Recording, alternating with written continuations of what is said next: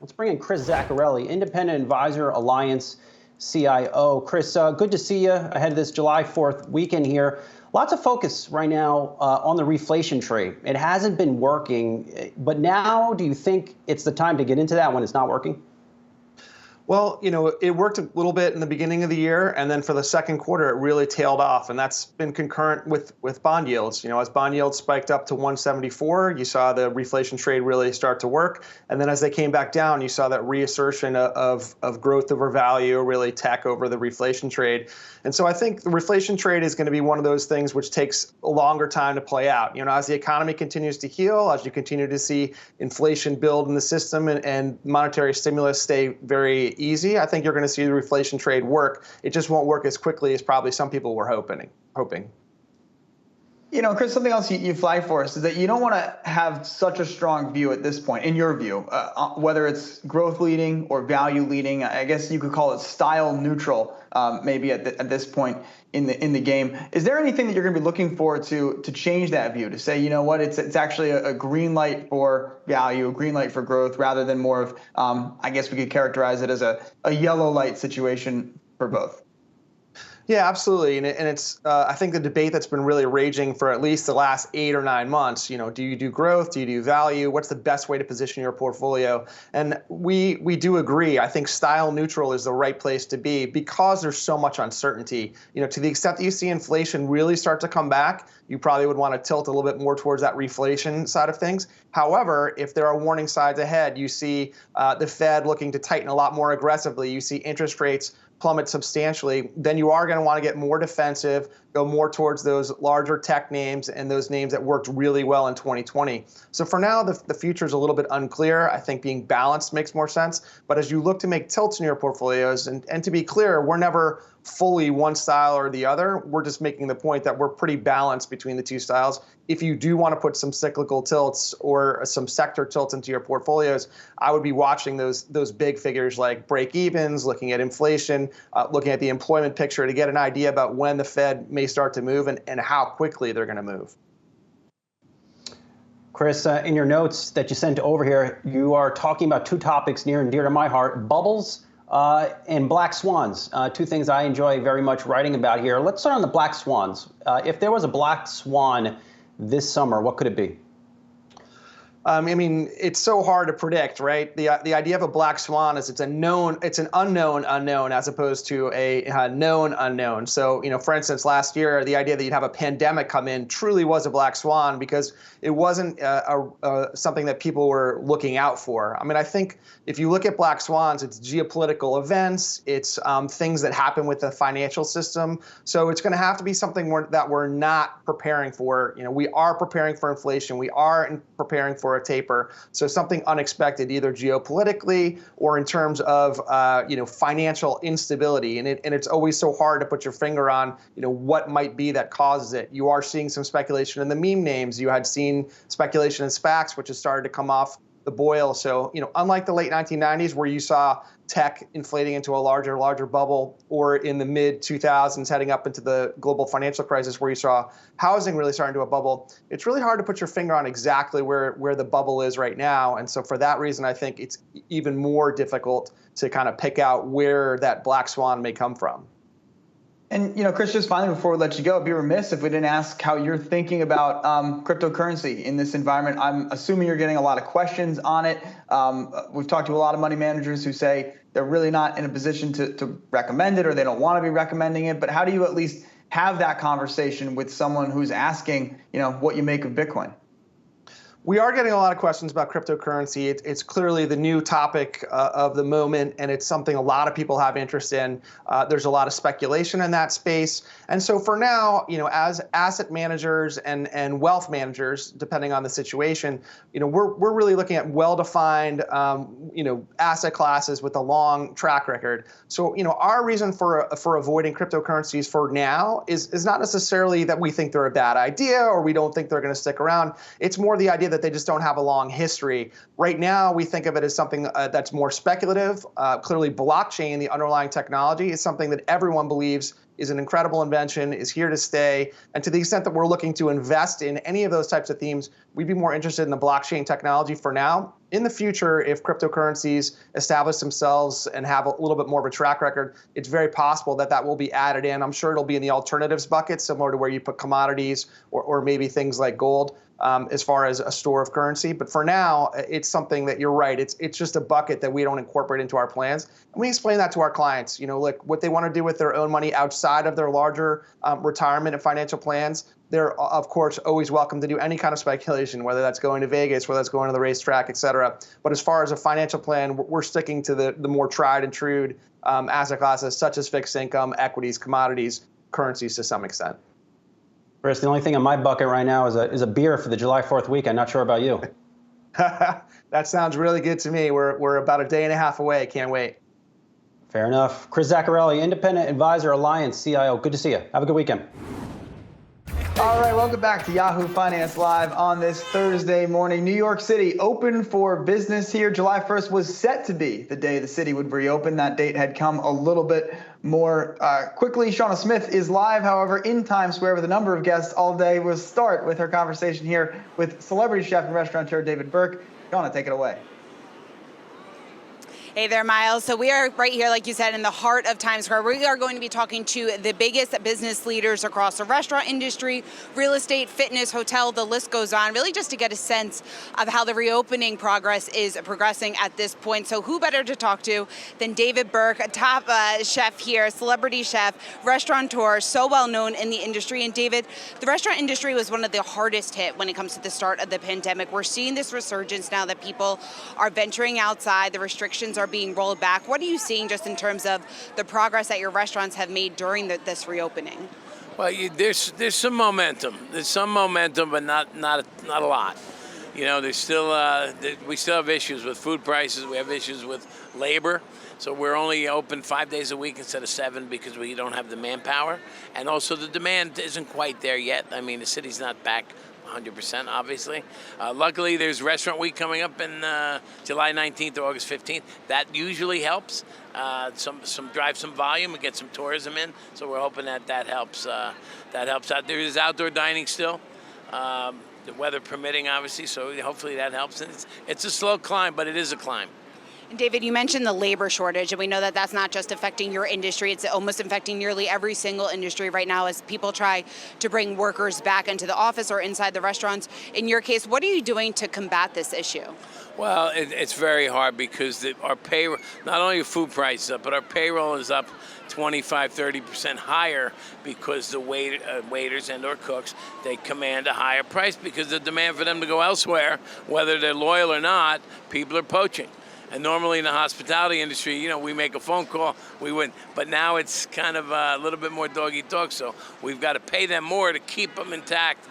Luckily we have PPP money to help us, but when that's gone, and that'll be gone before the end of the summer, it's going to be very difficult to stay above the fray. So it's going to be an interesting segue from August to September. What do you think will happen more broadly, not so much in your restaurants, but more broadly speaking throughout the sector? Are more restaurants going to be forced to close because of this issue? I hope not, but I think so. I think the restaurants are going to, this will be an interesting fourth quarter. Restaurateurs are usually optimistic. We're fighters. I think we're going to try to get through the fourth quarter. Obviously, hopefully New York offices are filled up. Broadway's back in shape. Tourism's here. Conventions come alive. And we'll have a strong fourth quarter. January will be very telling. David, you also mentioned the higher costs that your restaurant is facing. We know that we've seen this across a number of industries as well. What are you doing to offset some of those costs? Are you already being forced to pass along those costs to the consumer? There's only so much we can pass along before you get bad Yelp reviews for being too expensive. So there's so many factors in a restaurant, so many critics, so many things that, they don't, there's an understanding by some clientele and a non-understanding. So if you don't have the right workers because you're short, raising your prices to ensure, tip is to ensure prompt service. If you can't do that, and you raise your prices, then it come back to hit you. So we got to take a little more of a haircut for the rest of the summer, and hopefully in September things are back to somewhat normal. But it's a juggling act. We're in Times Square. I got to learn how to juggle. Exactly, no better place to learn than here. David, so you have a restaurant location in the Upper East Side in New York City. You also have a number of restaurants in New Jersey, 2 locations down in North Carolina. How does the rebound here compare to what you're seeing just across the river in New Jersey and also down south? New York City is the slowest rebound. New Jersey, we're doing great. We have outdoor seating in most of our properties. And the minimum wage is much lower. In New York, the minimum wage was higher before the pandemic. We were struggling to a certain degree with the new minimum wage and the benefit package that goes to all employees in New York City. So New Jersey's been very small business friendly. And I think that the governor, Murphy, has gotten us open right before last summer. And, the bars are open and now catering's open. So we're doing good in Jersey, except it's hard to find labor. So, it's a catch-22. Now we have the business and not the labor. We'll squeak through it, but we're happy to be in Jersey. Charlotte's making a strong comeback as well. The hotels are filling up, and I think some of the banks are getting back to business in Charlotte. And we're also in Saudi Arabia. And I'm going there in 3 weeks because we opened a few weeks ago. I haven't been able to get there because of the pandemic and the quarantine. And I think we're doing pretty good over there. So far, it's a new property. You certainly have a pulse on what's going on, not only here in the U.S., but overseas as well, just in terms of the recovery efforts. Real quick, the lasting change that you expect to see in the industry as a result of the pandemic, can you narrow it down to just one thing that you expect to stick post-pandemic? Well, I'd like to. I think we learned something for restaurant employees, that there's a little bit of an imbalance in the pay scale, and teamwork's very important. But we have to figure out the tipping system against the non-tipping system, and the benefit package, and the amount of hours a restaurant worker works. It's hard to run a restaurant with 8-hour shifts. So when you pay you got to pay overtime, because traditionally, workers in a restaurant, you want the same person here for lunch and dinner for consistency. And we have a lot of employees to run a good restaurant. You don't realize this. For a restaurant, everything's handmade. And then the service and this and that. So I think there's going to be something has to get done with the labor when it comes to restaurants and the distribution of money. David Burke, great to speak with you. Thanks so much for taking the time. Celebrity chef and top restaurateur. Myles, I'll send it back to you. Investors toasted the latest earnings report from Constellation Brands. The maker of household name beers such as Corona and Modelo beat quarterly revenue estimates primarily on strong sales of those beer brands. The company said strength in beer will continue this year as bars and restaurants rebuild from the pandemic. Constellation added it will repurchase another $500 million in stock this quarter after buying back $523 million in the first quarter. Joining us now is Constellation Brands President and CEO Bill Newlands. Bill, good to see you ahead of a long weekend of, I'm sure, a couple drinks here. Let me start here. I got a good report in my box email just now from Goldman Sachs. They're saying on-premise draft beer trends continue to improve, but overall volume is still below pre-COVID levels. When do you think that your business gets back to those pre-COVID levels? We're very excited of how it's gone so far. Our depletions in our first quarter in the on-premise was up 250% versus last year. So, on the surface, you think that's fantastic. But you also realize that it was only 11% of our business. Before the pandemic, that channel was 15% of our business. So we still think there's a long way to go and a lot of opportunity as people begin to get out and really decide how they're going to engage and in what channels they're going to make their purchases. Bill, we talked a little bit on this program the other day about the seltzer market, and you had some really interesting commentary about the dynamics you see there, that ultimately you think only a couple of major players are going to be long-term winners there, and you're hoping to be one of the top 3 brands. What have you guys seen just as we get into the summer and really the heart of what's become the seltzer season over the last few years? Well, we still see that as a big growth driver in the high-end part of the beer business. And our business is doing very well. As you know, we did 10 million cases in our first year with literally one SKU. We've just introduced a second variety pack, which is doing very well. It's almost half the size of the first variety pack already. And we just introduced Limonada here in the last few weeks. And we're very excited about that product. So we think the seltzer business is going to continue to be a growth driver, probably not at the accelerated levels that it has in prior years, but it can still see 30, 40, 50% growth this year, which will be very healthy. Bill, do you think there will be a hard seltzer shakeout? I'll use me as an example. I go over to my local convenience store. The shelves are overrun with choices by some brands I've never even heard of. What's the end game here? We do think that'll happen, much like the light beer category, where you see a few to several critical brands that tend to be the strong players. We think that's going to happen in seltzer as well. And we certainly expect to be there with our Corona Hard Seltzer.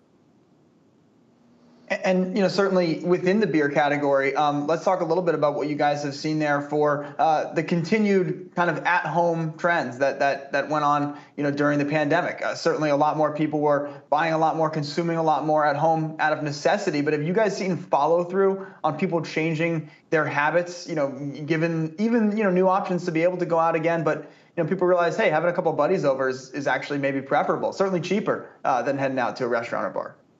It can be.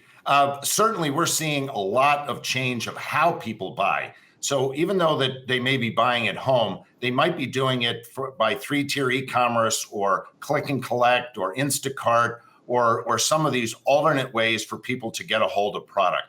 How all those channels mix together as we're coming out of the pandemic, I think is going to be one of the more interesting things.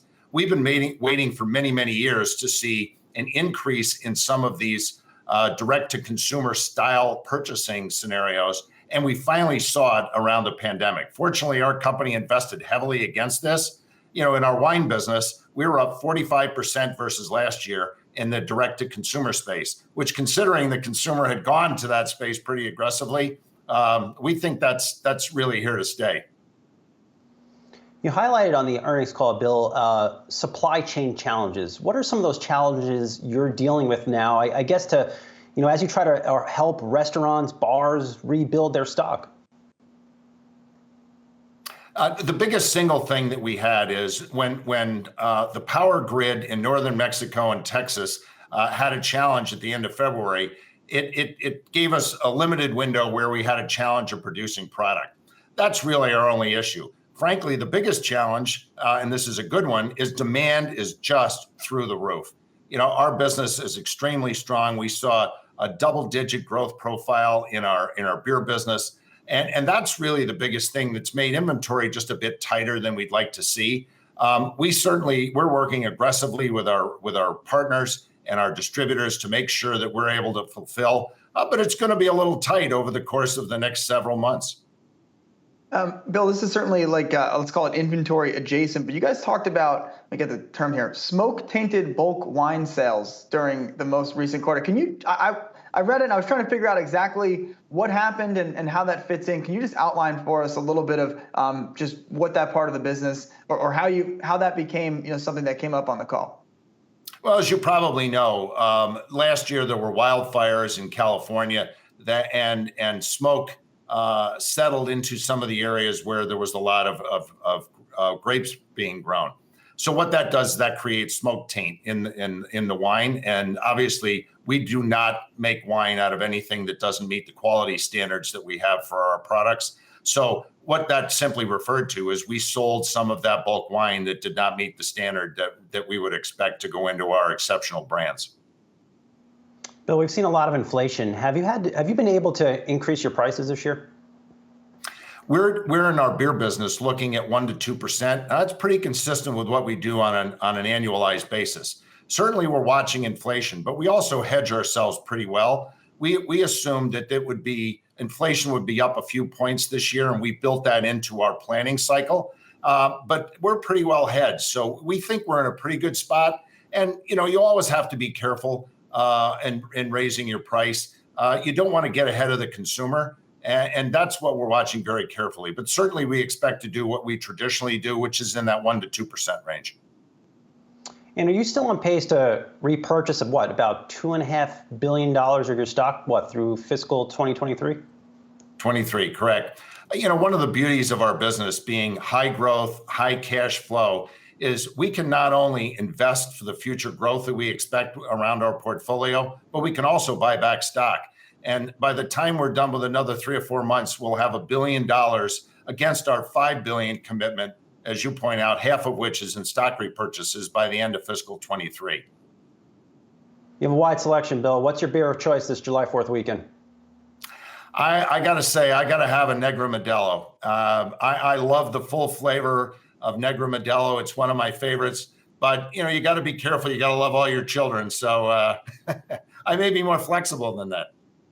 Well, I'll give you some love. I'm a Corona Premier guy here myself. All right, well, have a good, safe, long week. And Constellation Brands President and CEO Bill Newlands. We'll talk to you soon.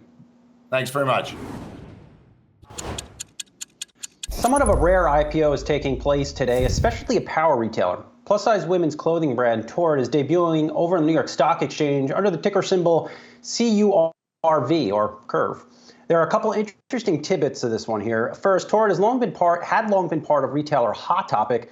Hot Topic was acquired by Sycamore Partners for $600 million in 2013. Torrid then branched off from Hot Topic in, I believe, 2015. Torrid's valuation alone, based on its IPO pricing, is $2.31 billion. Talk about unlocking value there. Next, since going private, Torrid's store base has gone from 230 or so locations to 608. About 70% of the business is driven by online sales. Let's dive further into the company now with CEO Liz Muñoz. Liz, good to see you down there on the New York Stock Exchange floor. Congrats on this deal. Listen, Torrid is a brand that I followed for some time. Why is the plus-size women's clothing market, why is it not being served by other retailers? I've asked myself that question. I'm a big girl. I've been a big girl my whole life. I don't know why. I think we are by far the most ignored and underserved customer in apparel history, and I don't know that people fully understand what needs to be done. Fit is incredibly important, and that skill doesn't really exist in a lot of places. You're right, fit is very important here, and your secret sauce, or I see it, the way I see it, is your ability to leverage data. Take us through how you use data, and then secondarily, you're a merchant at heart. How do you design the clothes? So what's great about Torrid is because our customers are so wildly engaged, 91% of them participate in our loyalty programs. So we have an immense amount of information about her. She engages with us on social media 92% more than she does with any competitor. So she's very invested in this brand and tells us what she loves and what she doesn't. And Liz, over the last year, of course, every retailer, it seems, wants to have some kind of omni-channel part to their business. It's really at the core of what you guys do. Talk us through a little bit of the dynamics you see with the relationship between your physical locations, the online buying experience, and sort of how that fits together for you guys today. So what I will tell you is we're 70% e-commerce, we're 30% stores. We think we have the model that really everyone's going to try to get to, which is this amazing balance of stores welcoming customers, indoctrinating them into the brand, educating them on fit and what they love, and then that customer becomes an omni-channel customer and ends up shopping both channels. And what's extraordinary about us is even though it's 70% e-com, our return rate is 9%. Which, if you guys know, the average is 30. And that's just a testament to how great our stores help our customer find what they want and how great our product fits. Liz, let's just be real here. I don't see Victoria's Secret selling plus-size women's lingerie. I don't even see Aerie, a division of American Eagle, selling these types of things. How big is the intimate apparel business how big is it for Torrid, and where do you go from here? How big can it be? How big could it be for Torrid? I think I think the opportunity is endless. When you think about, we are talking about 70% of the American women in this country are in our size range.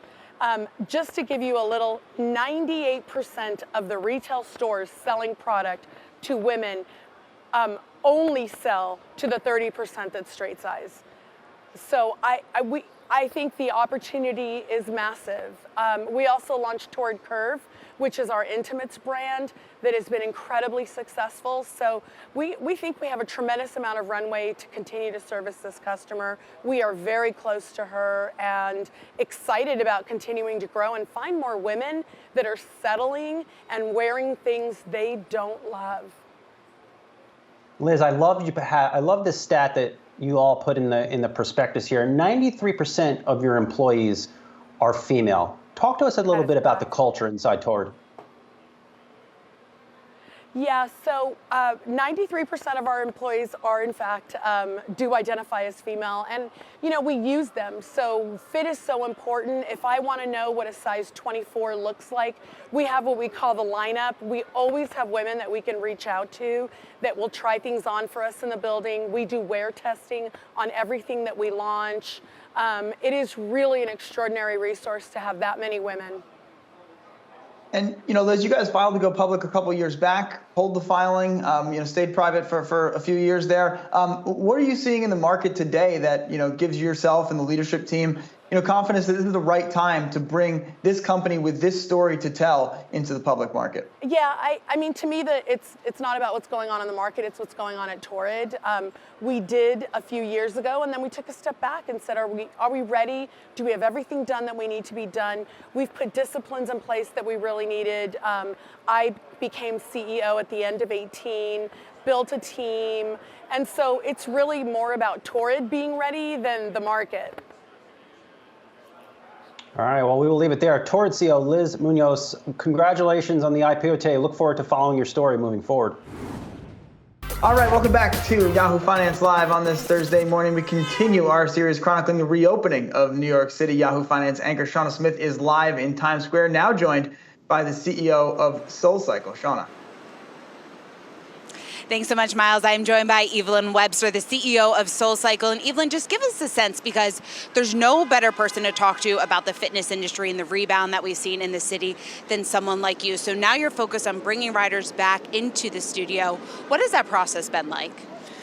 Well, of course, the focus has been on reopening studios that have been closed for the last 15 months and also re-engaging with our community. The brilliant thing about Soulcycle is the community is our superpower, so they have really missed being with each other. So fortunately, as we've been opening up studio after studio, we've been celebrating and welcoming our riders back with us, and thank goodness they are coming back in droves, which has been great. You have such a loyal customer base. That's one thing that sets Soulcycle apart from some of your competitors out there. In terms of the rate at which they're returning, is it meeting your initial expectations? Yeah, absolutely. Actually, I think there's been such an incredible pent-up demand for people to have kind of human contact once again. That as we've been opening up, we've been really thrilled with the level of ridership. Of course, different studios have been active throughout the pandemic. We have had outdoor activations, so we've had an opportunity to really keep our community active throughout. But now we've got over 50% of our studios open. We are thrilled with the ridership and riders just re-engaging with us, some for the first time in 15 months. It's just incredible. We've seen tears of joy. We've seen wait lists. I love it. I think so many people are just so relieved and excited to get back to places exactly like you are describing. When you talk about some of the changes that you have made over the past 16 months, and I know you've just been at the helm since January, but how has that transition gone? And I guess some of the new initiatives like the at-home bike, do you expect to continue to do that post-pandemic? So there are two things that have happened over the last 15 months. One, we actually transitioned outside, which is quite an extraordinary achievement. The Soul experience is all about being in a dark, candlelit room, and you think, well, that's it. But of course, we're now outside in the open air with headsets, and that has been tremendously successful. And we also launched the at-home bike, so you can get Soul at home on the Equinox Plus platform. I think as we come back, outdoor will remain an important part of our business. I mean, it has proved to be phenomenally successful for us, and so I think that will definitely be part of our offering going forward.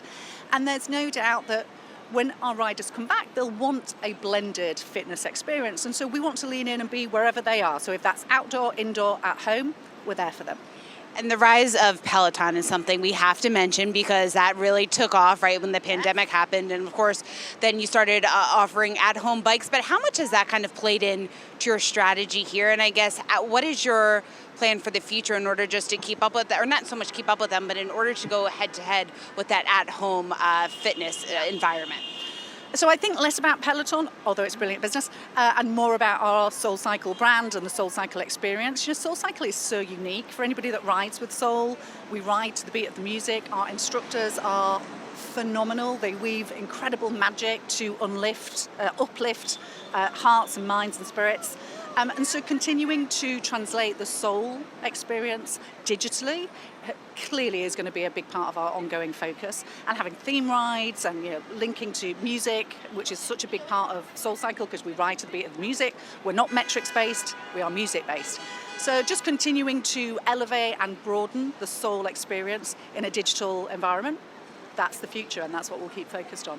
When you take a look at the recovery efforts here in New York City, because you have 19 locations here in New York City, comparing that to what you're seeing nationwide outside of this tri-state area, I guess, how do the two stack up? In terms of riders returning, actually it's fairly consistent. There is definitely a ramp. And so in certain states, Texas, for example, we have been open indoor for some time, and so we've got a much more active ridership. But that ramped at a certain rate, and we're seeing that is true across the West Coast, the East Coast. So I would say a very similar pattern. What's been really important for us to focus on at Soulcycle is not just welcoming our riders back to how we were, but welcoming them back and ensuring that they feel confident and safe. And so a lot of focus, of course, is being put on how do we get riders back in the studio so they feel comfortable sitting this close to the person that's next door to them. And you've diversified your revenue efforts not only since the start of the pandemic, but even before. Retail, of course, is one area that's important to your business. In terms of the future strategy there, how do you see that evolving going forward? Yeah, I think retail is a small but mighty part of our business, and we are very ambitious in terms of our growth strategy as it pertains to retail. We have some very exciting plans which I cannot divulge today, but over the next few weeks and coming months, you'll be hearing a lot more about our retail strategy.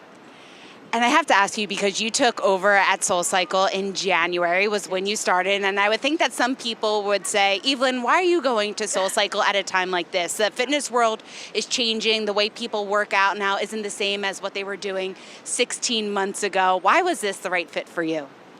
That's such a good question. So for the last 6 years, I've been an avid rider of Soulcycle, so I am a member of this community. I often say that our community is our superpower. Soulcycle is a phenomenal brand.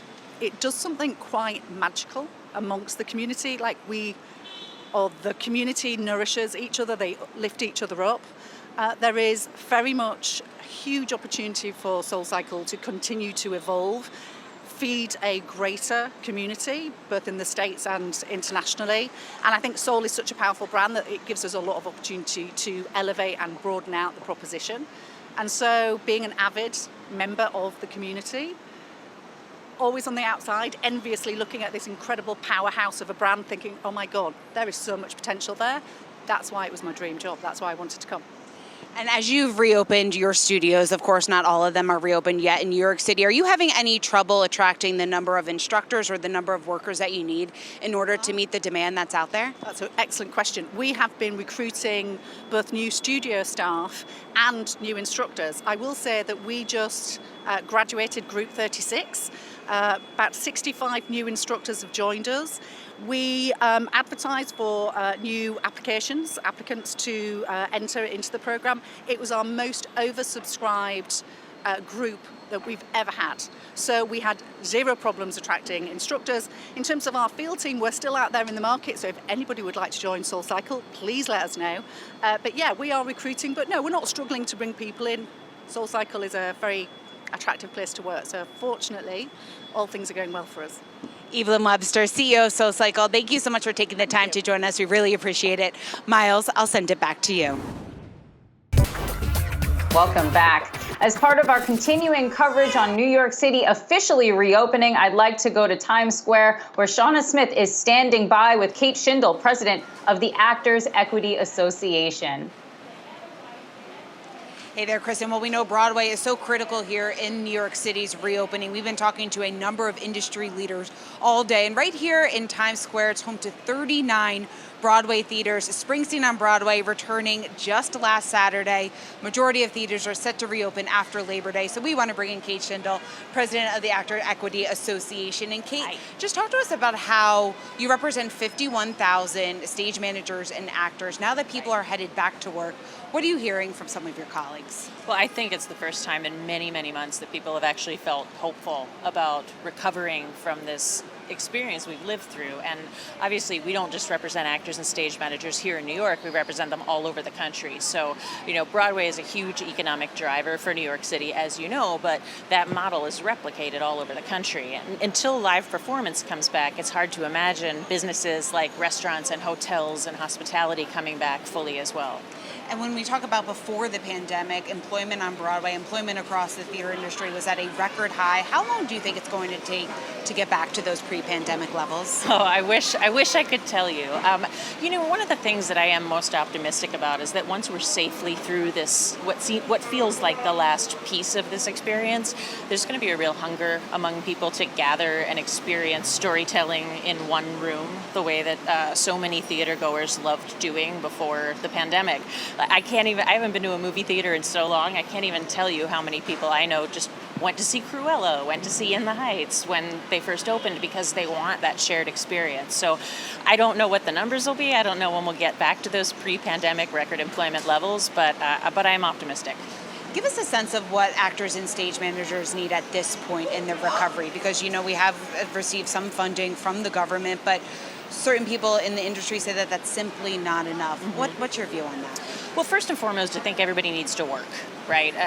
There's this myth that people aren't wanting to go back to work because of unemployment, and it's certainly not true for our industry. I'm skeptical about it across the board, but it's definitely not true for the actors and stage managers we represent.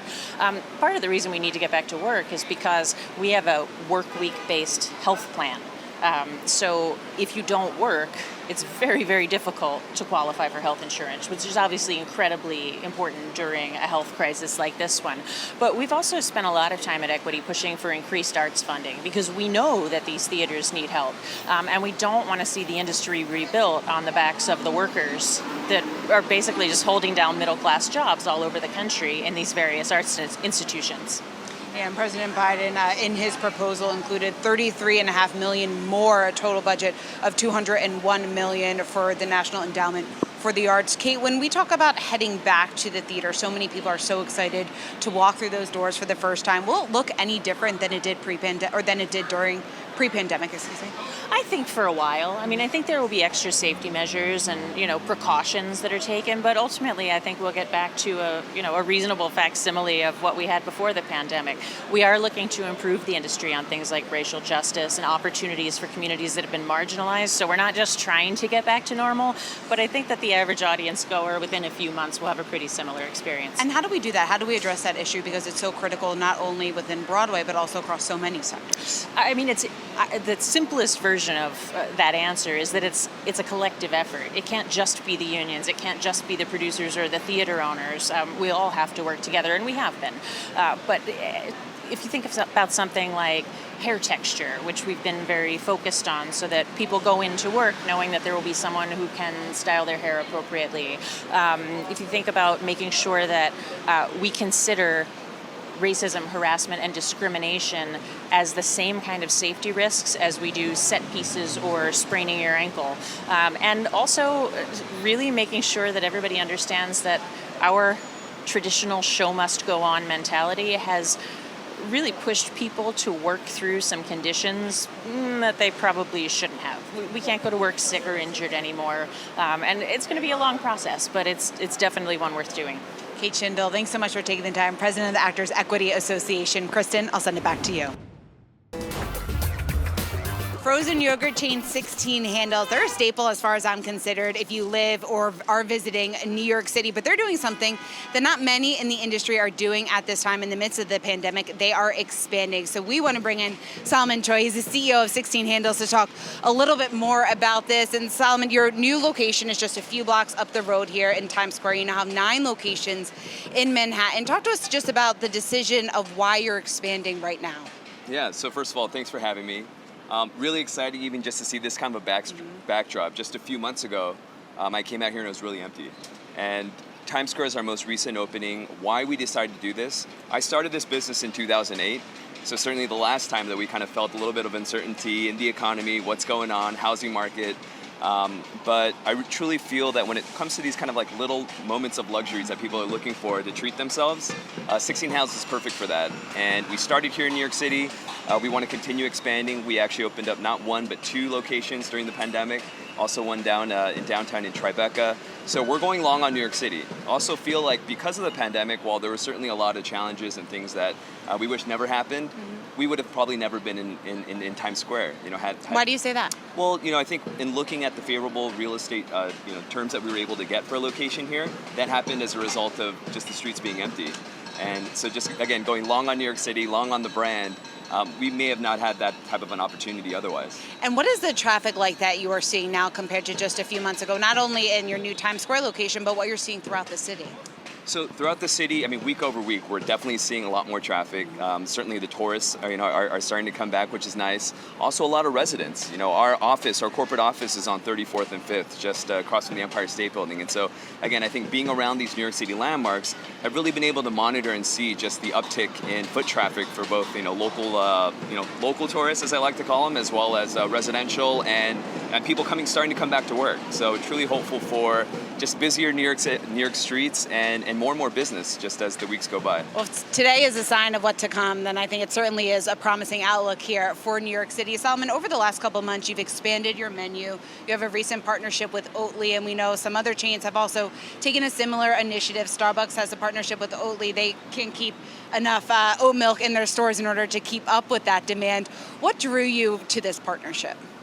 Oatly's definitely been a challenger brand that we've respected and have been monitoring for the last several years. We've been having more of a plant-based initiative with our soft serve offerings.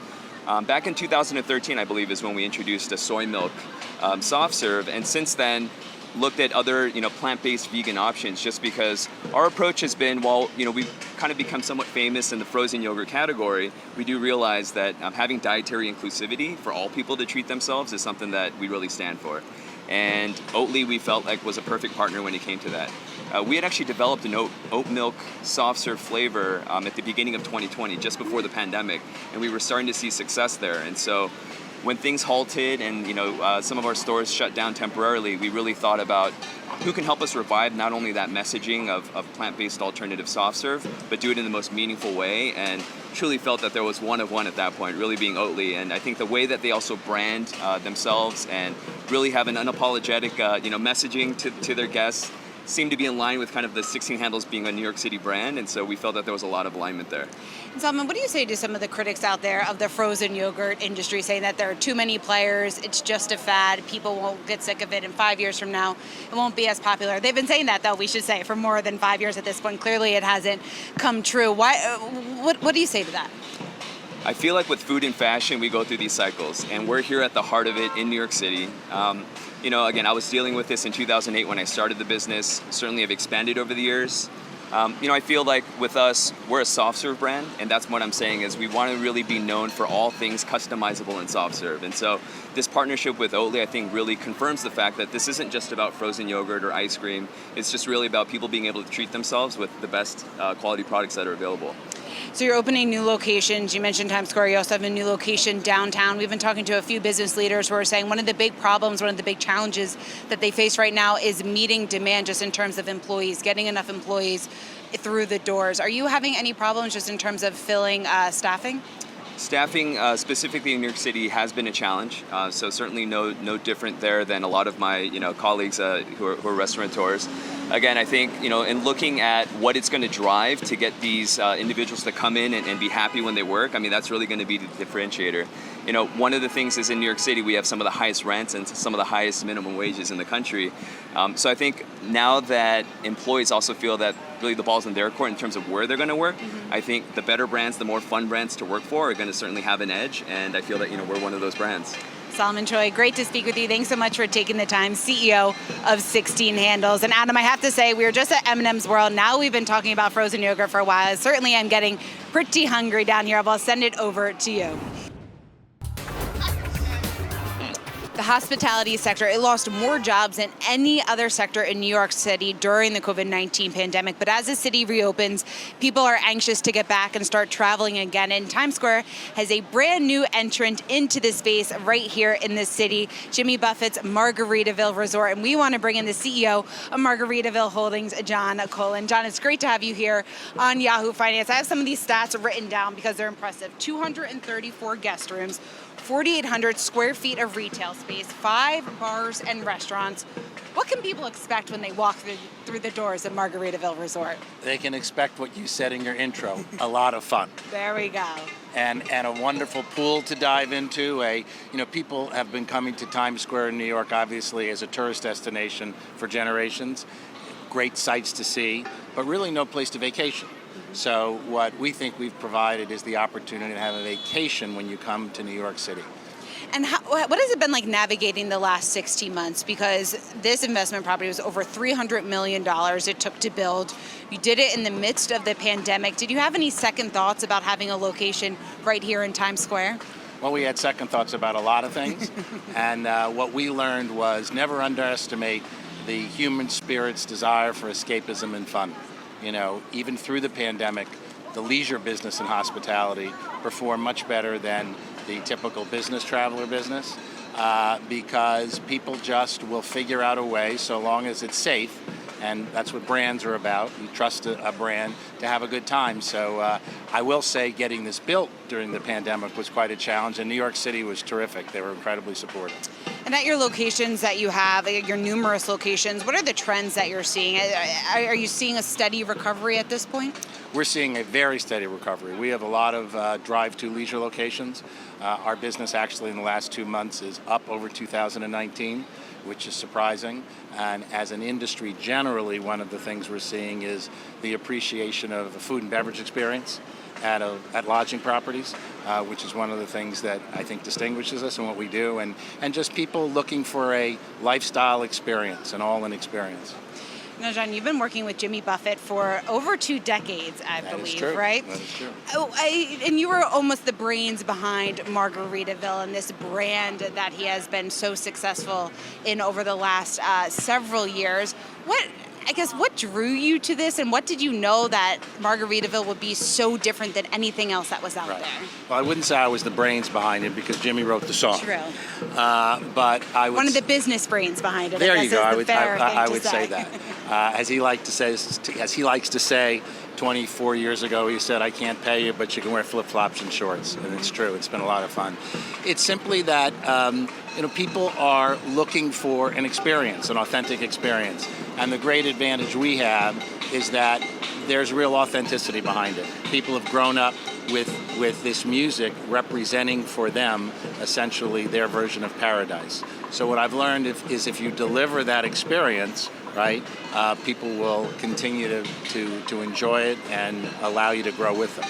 Curious to get your thoughts on this. We had the CEO of Airbnb on Yahoo Finance not too long ago, and he was talking about the outperformance that they have seen, why he thinks, of course, and it makes sense that he would say this, they have a competitive edge over the hotel industry. What would you say to that, just in terms of what consumers are looking for right now as they get back to traveling? Well, what I would say as it relates to our business, we're really a lodging platform business, a leisure lodging platform business. So we're in the business of vacation home ownership or vacation home rental.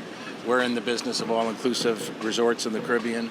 We're in the business of active living the back 9 of your life at 55 and above. So fundamentally, I wouldn't disagree that consumers now have a much broader perspective on how they'd like to lodge. What we do is we provide the ability to lodge in our lifestyle in any format that you're looking for. So I'd say there's some truth to the fact that consumers now just have a lot more choices. They certainly do. John, let's talk about what's next. Not to get too ahead of ourselves because we're still celebrating the opening of Margaritaville Resorts right here in Times Square, but what can we expect from Margaritaville going forward? Well, we're continuing to bring this lifestyle of ours to people both domestically and internationally.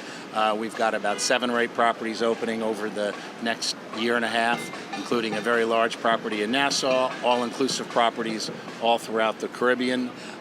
So what we keep finding is that consumers are looking for more of the experience that we have to offer, including you, I hope, after this today. You'll walk down the street and have a margarita at the License to Chill bar.